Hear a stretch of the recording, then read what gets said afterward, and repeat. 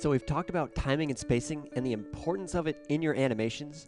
Timing and spacing is not only vital for creating movement that is believable and grounded in realism, but it's also important for creating interest and appeal in an animation. Even though we'll be going through very basic animation exercises so you can learn this principle of timing and spacing, it's important that you keep this in the back of your mind. Timing is there to create contrast. You can think of the timing as the rhythm of your animation or the tempo. Just like with music, without basic rhythm or a beat, music is just a series of noises, and you need that rhythm there to actually create the music. The same goes for animation. Sure, at its very basic level, animation is just movement, but in order to have great animation, you need to have some kind of rhythm to that movement, a contrast of fast and slow movements. In this quick tutorial, we'll learn how to apply the principle of timing and spacing to a very basic ball bounce, one of the first animations you should ever tackle. We'll be doing this in Maya, but you can follow along in any 3D application as long as you know how to set keyframes and open up the graph or curve editor. So we have the basic ball rig in our scene here, which you can find the download link in this article. So the first thing we want to do is just adjust our animation preferences. So go down here to the bottom till we see animation preferences, that little icon. Just select that and this will pop up the animation preferences window. And you just want to make sure that our playback speed is set to real time 24 frames per second. Yours might be at play every frame, so go ahead and just change that to real time. Click save. And one more thing we need to do is just change our timeline here. Change this value from 24 to 33, and that's just going to put 33 frames that we can work with here in our timeline.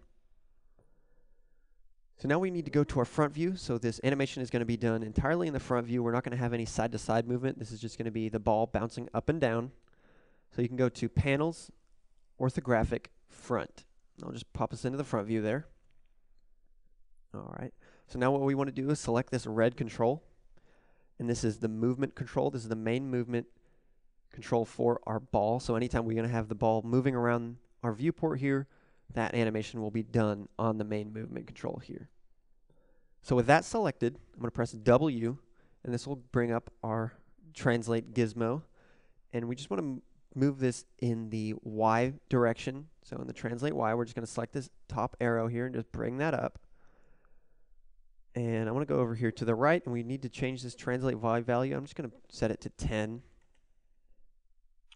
All right, now what we want to do is press S on our keyboard, and that's going to lock a keyframe in. You can see that all of our values here have changed to red, and that just means there's a keyframe set for all of these. And you just want to make sure you have your auto key on as well. So you can look down here, I have the auto key on. And with auto key on, it's going to automatically set a keyframe anytime I make a new movement to this ball here. So if I go to frame, say 6, and just move this ball to the right, you can see that a keyframe has been locked in there without me pressing anything. And now you can see our ball get some basic animation going on. All right, so I'm just going to undo that. So what we want to do is go to frame 9, select frame 9, and we're going to change this translate Y value to 0. And this will just set our ball back on the floor there. So now we can see that from frame 1 to frame 9, we have this basic movement going on. So now we want to go to frame 17. And then type the value of 10 in there again. I'll just bring our ball back up. And now we want to go to frame 25, set this back to 0. Again, with auto key on, it's automatically going to set a keyframe for us anytime we have a change in value. And then we're going to go to frame 33 and type in 10 one more time. So now you can see if we play this back, we're going to get a looping animation with a ball bouncing up and down. While we're getting some basic movement, this isn't really looking like a ball bounce. It just looks like a ball just moving up and down, which we want to make this actually feel like a ball bouncing how it would in the real world with basic gravity on it. So to do that, we need to change our spacing. So with the movement control selected, we want to go to Window, Animation Editor, Graph Editor. And this will just bring up our graph editor here. And I'm not going to go into too much detail with how to actually use the graph editor. We have an article you can learn more about that, but I just want to give you a quick overview. So basically, the values here on our bottom are the actual frame values. So if I go to frame, select this first keyframe, and the keyframes are those little black dots there. So if I select that, you can see that down here, it's on frame 1. If we look at our timeline, it's on frame 1. And right here, the numbers to our left here is actually the values for our different translates.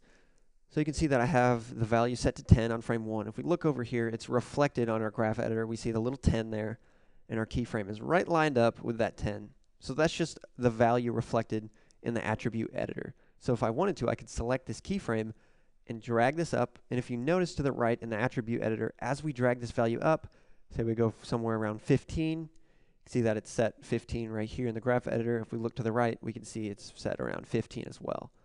So I'm just going to set that back to 10.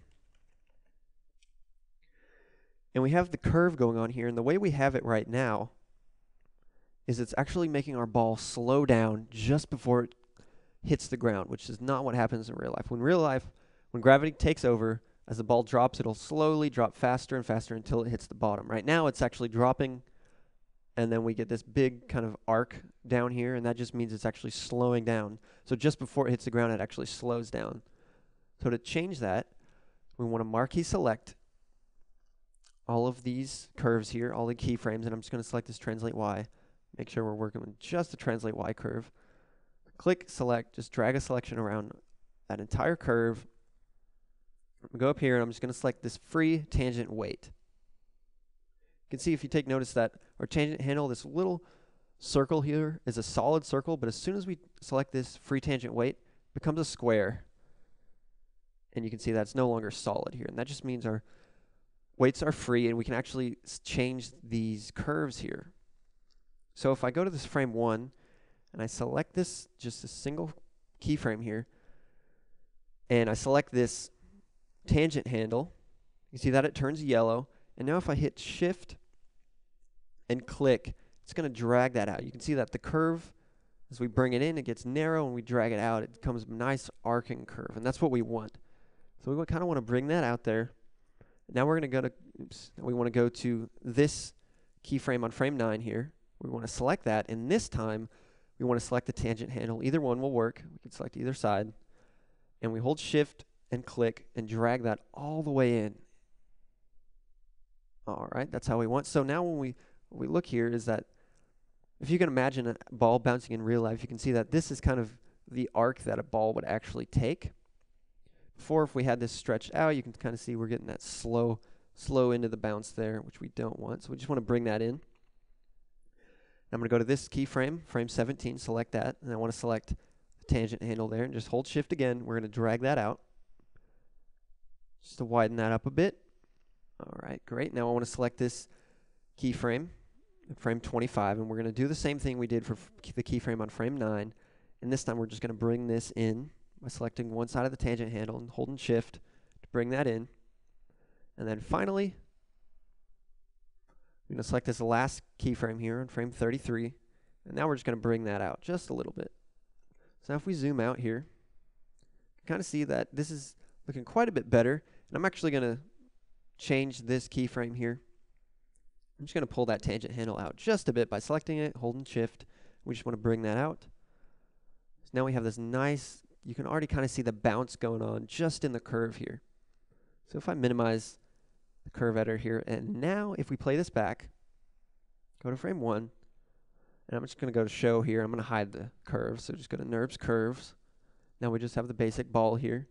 Now if we click play, you can see that now our ball actually looks like an actual ball bounce. As before, it kind of just looked like a ball moving up and down. Now it feels like a real ball bounce. You can see that as the ball gets closer to the bottom, the spacing actually spreads out. You can see this giant gap between frame 8 to frame 9, that big gap between here. 2 grid points basically from frame 8 to where it contacts the ground, and that's what we want. As it gets to the top of the arc, the ball actually slows down. Spacing is closer together. You can see that it slows down, and as it drops, it starts getting faster and faster until it hits the ground, bounces up from frame 25 to 26, a big gap there again, and it slows down. So now we're getting some nice realistic movement in here just by adjusting our spacing. So our timing was set, and we used the curve editor to kind of tweak our spacing a little bit to get this to feel like a real believable ball bounce. All right, great. So now what I want you to do is take this a step further, and this time keep the ball here looking like a basketball. We have this texture on it, but I want you to make it behave and feel like a bowling ball would. So you'd probably want to speed up your timing here a little bit and definitely only have 1 or 2 tiny bounces after it hits, but that will really make it feel heavy. While it looks like a basketball, it's going to feel completely different, and that's kind of the challenge there. You can see here I just have a couple examples that you can take a look at. Right here we have the bowling ball, and then we also have the beach ball. So you can kind of look at that, examine that, kind of what I've done here, and see kind of frame by frame and see what the timing is as well. All right, awesome. So in the next article, we'll learn about overlapping action. So I'll see you there.